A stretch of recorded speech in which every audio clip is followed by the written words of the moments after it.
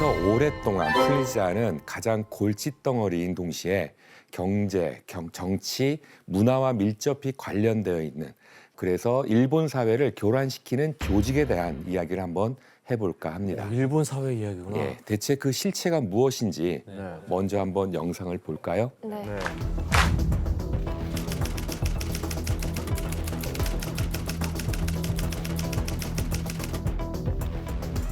아, 대박이다. 다들 야쿠자 잘 아시죠? 아, 잘 알죠. 어떻게 왜 이렇게 잘 아세요? 잘하세요? 저는 일단 일본의 굉장히 큰 2대 야쿠자 동성회랑 오미연합을 잘 알고 있습니다. 어떻게 뭐예요, 잘 알아요? 예? 어떻게 잘 알아요? 용과 같이에 나와요. 뭔가 같이? 영화예요? 예, 또 게임으로 아, 게임이에요? 게임이구나. 아저씨 근데 일본인들에게 야쿠자는 어떤 이미지예요? 뭐 일본 사람들한테도 야쿠자는 피하고 싶은 존재인데 심지어는 지금도 뭐 국민 참여 재판이 있는데 네. 거기에는 야쿠자 사건은 제외시키거든요. 근데 그게 뭐 일본 사람들이 참여하는데 또 야쿠자가 불리한 뭐 판결이 나오면 뭐 복사할까봐 아. 네 그렇게 제외시킨대요. 근데 문제는 이제 우리나라 같은 경우에 일본의 그 야쿠자 영향을 많이 받아가지고 일본으로 가서 연수를 가가지고 야쿠자 교육을 받고 거기서 이제 훈련도 하고. 아니, 야쿠자 연수를 받으러 갔다 와요? 네. 학원이 있어요? 그러니까 이제 일본 야쿠자 네. 조직에 교환 학생인가 봐요. 아, 교환원으로 가서 이렇게 이제 연합식으로 해가지고 우리나라 조직하고 형제 결연을 맺어가지고 거기 가서 수업도 받고. 안 좋은 문화가 온 거네요. 네, 야쿠자는 과거 조직원 수만 최대 18만여 명으로 일본 전역에 5,400여 개의 조직을 가졌던 거대 범죄 집단입니다. 한때는 한 조직의 연 매출만 현재 우리나라 돈으로 약 8조 원. 네? 중국의 삼화폐나 이탈리아의 마피아처럼 세계에서 규모가 가장 큰 폭력 조직이 바로 야쿠자인 거죠. 그런데 야쿠자가 이렇게 세력을 불리기 위해 저지른 일들은 일본 사회에 최악의 결과를 가져왔습니다.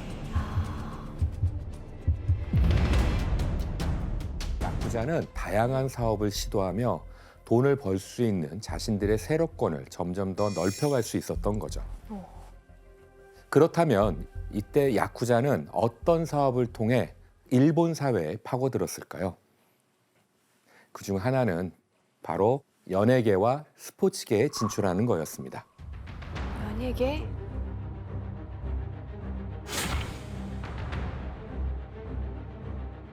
먼저 연예계를 살펴보면 과거에는 매체가 따로 없었기 때문에 어떤 한 장소에서 공연을 개최해야만 관객이 구경할 수 있었잖아요. 맞아요. 이들과 관계를 잘 유지하는 게 곧 흥행으로 가는 지름길이었습니다.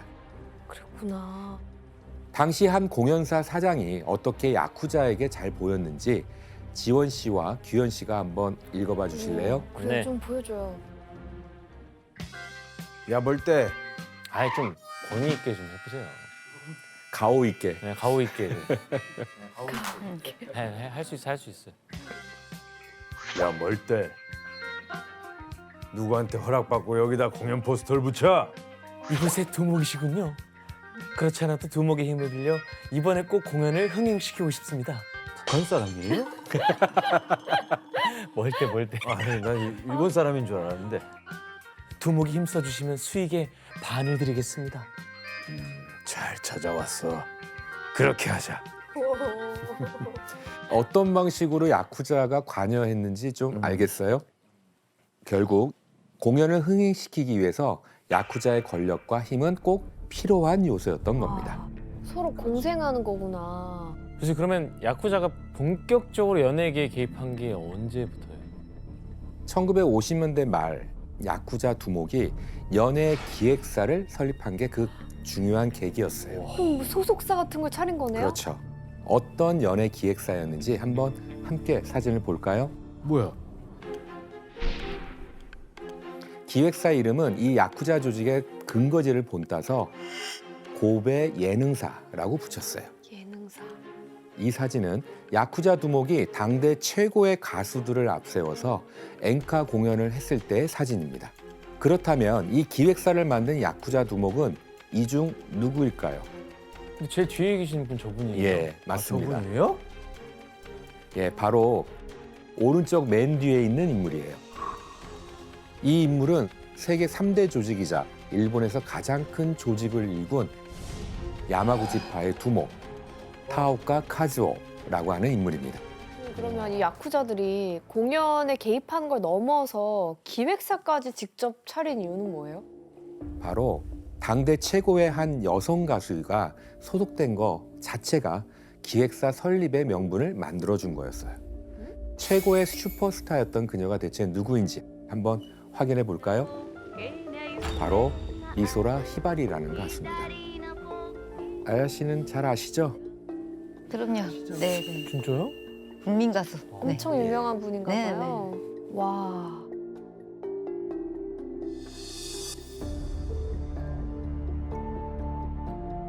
사실 그녀는 1957년에 끔찍한 염산 테러로 목숨을 위협받기도 했었어요.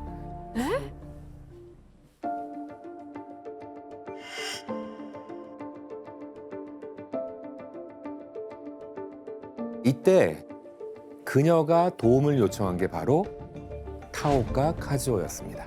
와. 야쿠자 조직이었죠. 이렇게 타오카 카즈오는 미소라 히바리 덕분에 자연스럽게 연예계에 진출할 수 있었습니다. 이 정도면 기획사 설립이 어떻게 보면 야쿠자 세력 확장에 뭐 도움이 되고 있는 거예요. 예, 이용당한 거죠. 예. 와. 1958년에 2,180만 행의 공연 수익을 얻게 되고요. 64년에는 무려 1억 3,280만 행의 아? 말이 수익을 안 되는데? 기록하는 등 엄청난 대형 기획사가 됩니다. 근데 연예계는 어떻게 보면 그 미소라 히바리가 도움을 청해서 한 건데 스포츠계는 그럼 어떻게?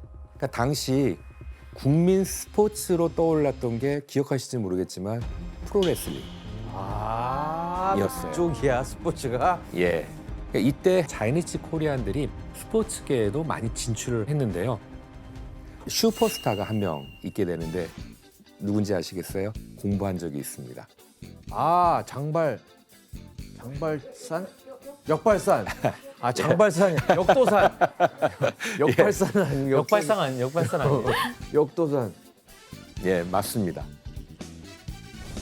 프로레슬링계에서 절대적 인기를 얻었던 역도산입니다.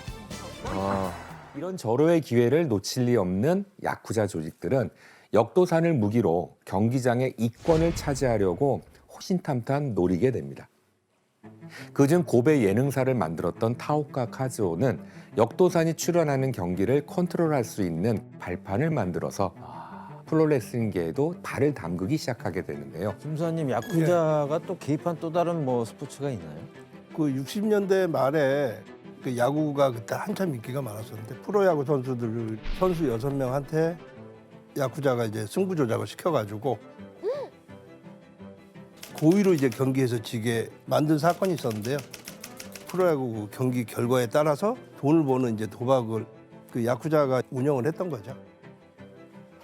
진짜 가지가지했다.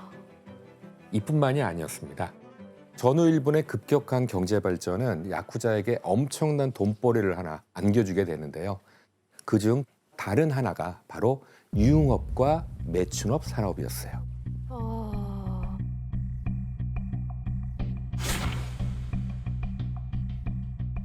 유흥업에 기생해서 돈을 갈취하곤 했습니다.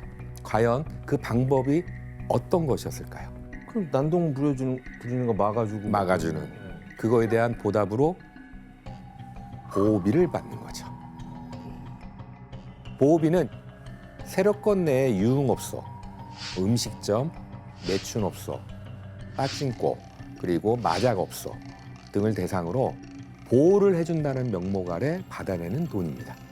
이거를 거부하면 조직원들을 동원해서 위협하고 해코지를 하면서 영업을 방해했던 거죠.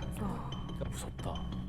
근데 보호비를 어느 정도로 갈취하길래 그게 돈벌이 수단이 되는 거예요? 네. 야쿠자는 합법적으로 운영하는 가게에 대해서는 한 달에 약 5만 엔 정도를 받았다라고 해요. 하지만 유흥업소 중에서도 도박장 등 불법으로 운영되는 곳들에 한해서는 보호비를 몇 배로 이제 뻥튀기 하게 되겠죠. 그런데 신고조차 제대로 할 수가 없는 거죠. 불법이니까. 불법이니까. 예, 맞습니다. 야쿠자는 이렇게 보호비를 명목으로 마음껏 돈을 갈취하는 게 가능했던 겁니다.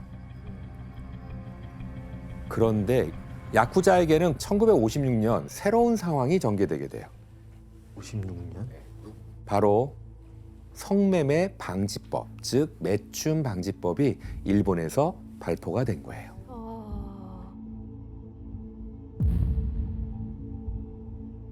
이 법이 만들어지자 매춘업소의 공식적인 매춘은 모두 금지되게 됩니다. 네.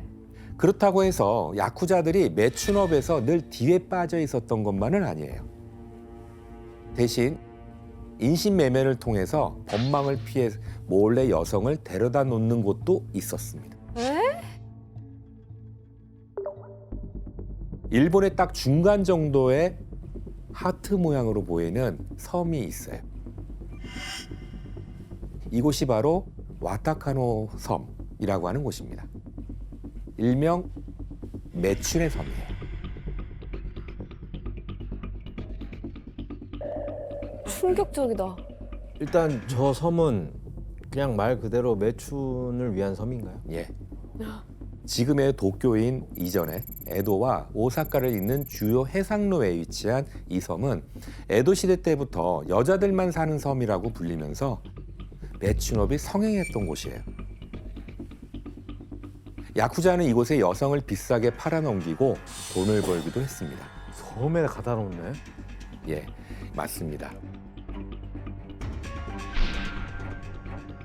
여러 곳에서 헌팅한 여자 3명을 연달아 섬으로 보내 순식간에 600만 엔 정도 벌었다. 30명 이상은 섬으로 보낸 것 같다. 이곳의 이야기는 취재하던 한 소설 작가가 책으로 이제 르포로 발간을 하면서 밝혀지게 됐는데요. 일본 안에서 버젓이 일어나는 야쿠자의 인신매매가 세상에 드러난 거라고 볼 수가 있습니다. 형사님, 그 네. 야쿠자가 매춘업과 얼마나 깊숙하게 관련되어 있는 거예요? 뭐 야쿠자는 원래 매춘업을 꾸준히 해왔고요. 미성년자 주부들을 팔아 넘기기도 하고. 와. 그리고 이제 야쿠자 두목이 미성년자들을 갖다가 매춘을 하게 한 후에 거액의 이제 알선료를 받기도 했다고 하더라고요. 그러니까 이렇게 일본 사회에 전방위로 뿌리내린 야쿠자는 1963년 조직 수가 전국에 약 5,400여 개로 확대되게 됩니다. 와. 심지어 조직원은 당시 자위대보다 많은 숫자인 약 18만 4천여 명에 달했다라고 할 정도로 그 정점에 달했습니다. 와. 이렇듯 닥치는 대로 돈을 벌어들이는 야쿠자는 점점 일본 사회를 이제 좀먹어가게 되는 거죠. 그리고 1970년대가 되자 야쿠자는 당시 엄청난 수익을 올리던 이 사업에 뛰어들기 시작을 합니다. 그 사업은 대체 무엇이었을까요? 애니메이션? 아닙니다. 아, 바로 대부업이었어요. 아, 나 말하려고 그랬는데. 사채요. 아, 너무 순수한 걸 얘기해. 아. 사채업자.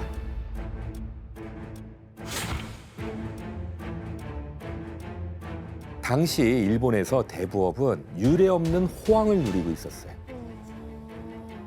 그래서 1978년 어느새 그 규모는 4,200억 엔 정도의 규모였다라고 해요. 저는 결국엔 당시 사회적 문제를 야기시키는 결과를 만들었습니다. 그러면 여기서 한번 문제를 내도록 하겠습니다. 무슨 문제일까? 당시 야쿠자가 운영하는 대부업체는 돈을 빌리는 사람과의 계약에서 강제로 이것 가입 조항을 넣었는데요. 이것은 무슨 조항이었을까요? 빌린 사람과의 이것 가입조. 정답. 예, 기훈 씨. 야쿠자 가입 조항을 넣었어요. 아, 그렇게 쉽게 가입시켜주지 않아요. 연습생으로. 기훈 씨, 오답입니다. 정답. 네, 임지훈 씨. 장기 밀매. 오답입니다. 그런데 어떤 의미에서는 더 좀 험악한 거일 수도 있습니다. 정답. 예, 아야 씨. 생명보험. 네, 정답입니다. 아 생명보험도 생명보험. 가입해야 돼요? 죽으면은 이렇게 돈을 이쪽으로 가져가는. 받을 예. 수 있게. 예. 바로 생명보험 가입 조항을 넣는 거였어요. 3,000명이 넘게 이 보험을 들었고 그중 일부는 자살로 생을 마감하기도 했습니다. 와. 두목 명령으로 보석상 아줌마에게 1,000만 엔을 회수하러 갔다. 그녀는 발버둥 쳤지만 전액을 회수했다. 그 방법은 자살로 몰고 간 것이다. 그녀는 생명보험으로 돈을 지불했다. 결국 스스로 목숨을 끊는 사람도 있었지만 야쿠자가 자살을 종용한 탓이었던 거죠. 사회 악이다 진짜. 하지만 이때 만약 스스로 목숨을 끊는 방식을 택하지 않은 사람들에게 야쿠자가 운영하는 대부업체는 어떻게 돈을 받아냈을까요? 어떻게 받아? 바로 이 사람을 이용한 돈벌이를 하는 거죠. 아, 인신매매? 그렇죠. 어... 한 예로 일본에서 굉장히 크게 형성되어 있는 업계가 하나 있는데요. 일본 문화 하면은 떠오르는 일본 문화에? 바로 성인 비디오 업계. 일명 이제 어덜트 비디오라고 하죠. 그러니까 돈을 뭐 빌려주는 게 아니라 그냥 돈을 계속 쓸어 담네요. 맞습니다. 네. 이후 1990년대로 들어가면서 버블 시대가 등장하잖아요. 아... 이제 야쿠자는 본격적으로 이 시기부터는 돈을 쓸어 담기 시작을 합니다.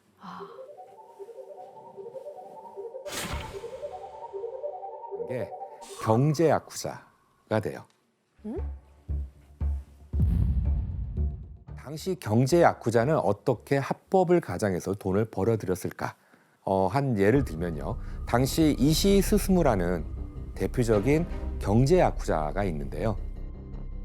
그다음에 본래 야쿠자의 본성을 드러내서 정치인과 재계를 협박해서 자금을 얻어내게 돼요.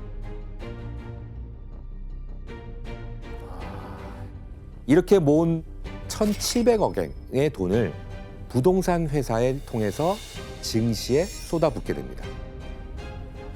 그 결과 1987년엔 120억 엔의 수익을 올리고 바로 2년 뒤인 1989년에는 철도와 호텔을 운영하는 도쿄전철의 주식까지 매집하기도 했습니다. 이시 스스무는 도쿄전철 주식의 2% 이상까지 사들여 주식을 담보로 약 360억 엔을 대출받았다. 와. 그래서 이시 스스무는 이 돈을 기반으로 부동산을 싼 값에 마구마구 사들이기 시작을 해요. 이렇게 싼 값에 사들인 부동산을 야쿠자는 또다시 값을 올려서 되파는 수법을 쓰게 됩니다. 이후 엄청나게 불어난 야쿠자들의 자산에 은행들은 이들에게 쉽게 대출을 다시 또 허락해주는 이제 프로세스가 생기는 거겠죠. 그러다가 살인 사건까지 생겨나게 되는데요.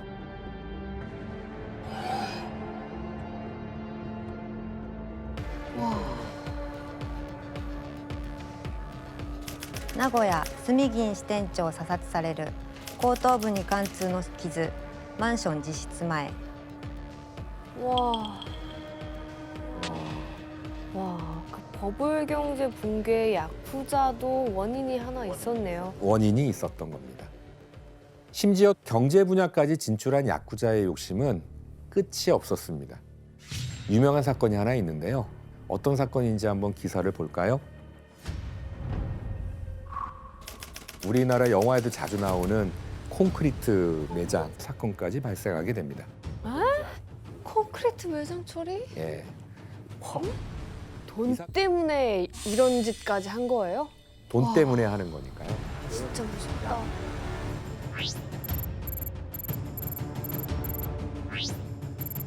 이렇듯 야쿠자는 돈을 벌기 위한 방법에 혈안이 되어 있었다라고 생각하시면 되고요. 그리고 이렇게 벌어들인 돈은 폭력에도 똑같이 투자하게 됩니다.